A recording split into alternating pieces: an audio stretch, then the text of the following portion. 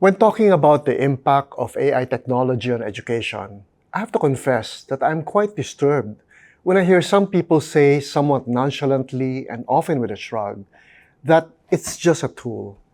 Such a disposition betrays an excess of confidence in human agency, as well as a certain naivete about the risks and dangers that AI experts themselves have been warning us about. This tendency to underplay AI doesn't help us at all in figuring out how to deal with this very novel, very rapidly developing technology. More importantly, in my opinion, it is a completely incorrect perspective. As any sociologist would be quick to point out, any technology is never just a tool.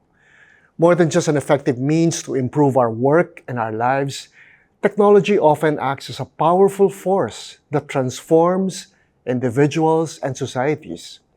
Nowhere else can we find clearer proof of how consequential technology can be than in digital, mobile, and AI technologies. Indeed, digital, mobile, and AI technologies have been changing not only the way we live and work, but also the way we think and learn. Beginning in 1989 with the emergence of the World Wide Web, followed by the mainstreaming of Facebook in 2004, the invention of the iPhone in 2007, and finally, the public release of ChatGPT in 2022. To help us understand the impact of these technologies, I find it helpful to trace their historical development and divide it into three distinct stages. The first, the advent of personal computers coupled with high-speed internet, the World Wide Web in 1989, and broadband internet in the early 2000s. The second stage is the emergence of social media and smartphones, with social media platforms first showing up in 1997 with 6 Degrees, but becoming widespread only in 2004 with Facebook. Other social media platforms followed, like Instagram in 2010 and TikTok in 2016. The smartphone was introduced as early as 1994, but became popular only with the iPhone in 2007, with a significant upgrade in 2010 with the iPhone 4, the first smartphone to feature a front-facing camera.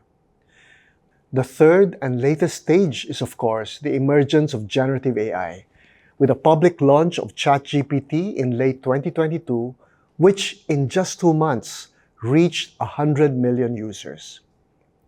Each of these stages had a transformative effect on our lives, and in particular, in our work in education. Here are my reflections. During the first stage, when personal computers and broadband internet became readily available, we shifted from being mere consumers of content to actual creators of content. Media platforms no longer constrained us to receive information passively. Now we could participate actively, from simply liking a content or posting a comment, resharing a tweet, or eventually to creating full-blown content of every form. Suddenly, every Tom, Dick, and Harry, and Jill is a content creator.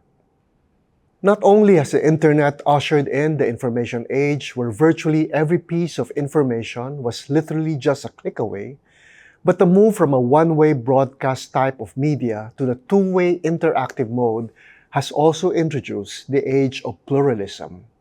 We now have access to different and opposing versions of the truth, finding ourselves with an unprecedented sense of uncertainty, an uncertainty that educators are still continuing to learn to deal with. The world has always been complex, and claims about the world have never really been 100% certain, but this uncertainty is now more evident than ever, exposing disagreements even among experts.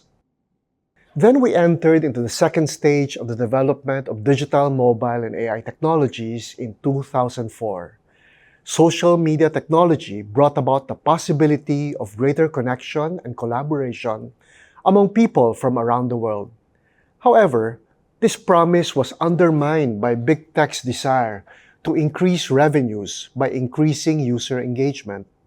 Sean Parker, the first president of Facebook, famously proclaimed back in 2004 that the goal of Facebook is, quote, to consume as much of your time and conscious attention as possible, end of quote.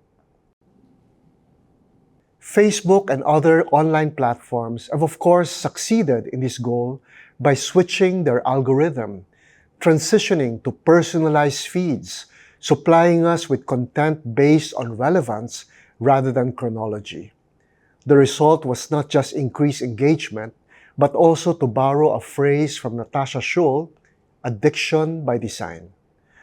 To complicate things, the advent of the smartphone technology in 2007 has made the internet and social media virtually ubiquitous. Now we find ourselves constantly connected to the internet, but also just as constantly immersed in an environment of disruption and distraction, with huge consequences on our attention spans and mental health. Social media, now constantly available through our smartphones, enabled us to form online communities, making possible social connections largely based on interests. So in addition to being content consumers and creators, social media technology has now enabled us to assume a new role, the role of communities, with the promise of greater connection among people. However, algorithmic feeds expose us mostly to people and perspectives similar to our own, leading to the creation of silos and echo chambers. The result is that the communities created online are highly tribal and polarized. These online communities, unlike traditional communities, generally have a low bar for entry and for exit.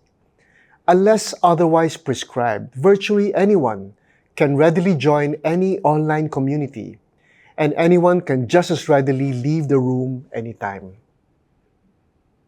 In a word, disposable communities, because convenience became the name of the game. Now, this notion of community threatens to displace our traditional communities, including faith and school communities that require substantial investment and commitment. Finally, we come to the third and most recent stage. With the preponderance of AI apps, a more radical change has occurred. The roles of consumer, creator, and community, which used to be exclusively held by us humans, have now, almost without warning, begun to be shared with AI. We have seen the awesome work that AI can do in generating all sorts of content. But as we know, AI is also a voracious consumer of our content, feeding on training data in order to learn. Now, in a beguiling but also disturbing way, AI has basically infiltrated our communities. As historian philosopher Yuval Noah Harari has said, AI is not just a tool, but an agent. We are told to expect the next generation agentic AI, autonomous systems programmed to make decisions and act independently to achieve goals with minimal intervention from us. We can rely on agentic AI not just to respond to prompts, but to handle complex tasks in the real world, and even to adapt to changing conditions, and learn from experience to improve their performance. The 2024 Nobel Prize laureate for physics is the British-Canadian computer scientist and cognitive scientist Geoffrey Hinton, who earned for himself the title of the Godfather of AI for his pioneering work on artificial neural networks and deep learning.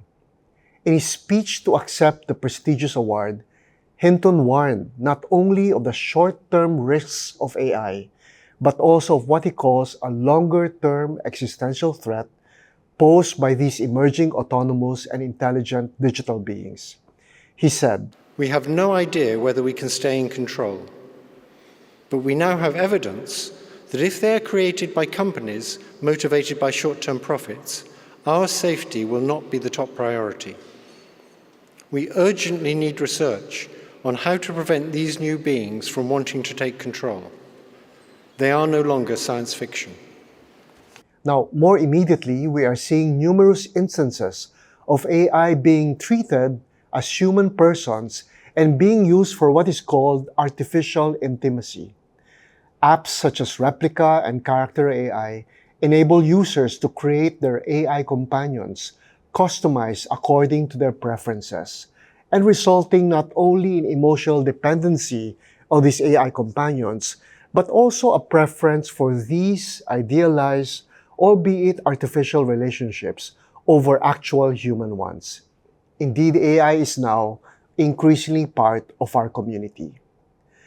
The ongoing arms race for the creation of a superintelligence has numerous short-term risks, not only because AI technology is not regulated the way previous technologies have been, but also because this race is largely and almost exclusively driven by a desire for profit.